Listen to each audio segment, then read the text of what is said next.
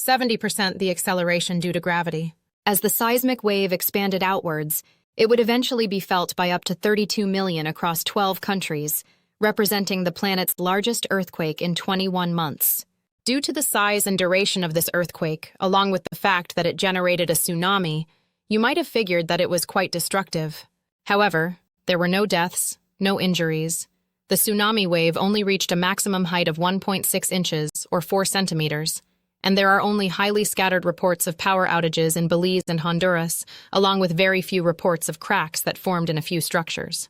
In other words, the damage is unlikely to total even $1 million US dollars. So why exactly was such a major earthquake not deadly? After all, a section of the fault which ruptured moved by up to a whopping 12 meters, or 39.4 feet, in a mere 36 seconds. The answer for this is twofold. Geologic setting first, let us look at why this earthquake occurred. If you look at the area between the nations of Jamaica and Cuba, you will see a vast, deeper feature known as the Cayman Trough.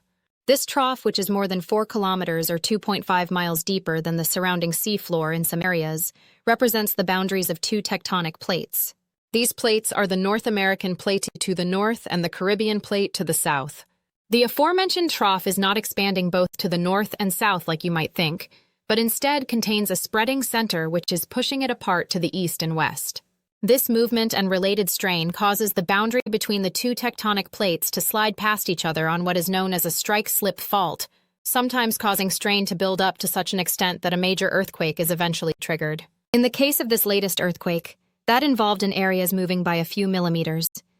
Minimal damage to up to 12 meters that measured 125 kilometers, or 77.7 miles long, and 15 kilometers, or 9.3 miles wide. Because strike-slip faults do not involve a significant vertical motion to them, they only rarely generate large-scale destructive tsunamis through displacement of water in very specific circumstances, one example of which is through the generate of submarine landslides. In this case, no significant underwater landslides appear to have occurred, although some minor motion is likely responsible for the small, observed 4-centimeter tsunami.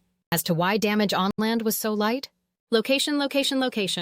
While the major strike-slip earthquake had a fairly shallow epicenter of 10 kilometers or 6.2 miles, the strongest ground shaking it caused was only equivalent to an MMI 4.5, which looks like this, and as you can see by the description for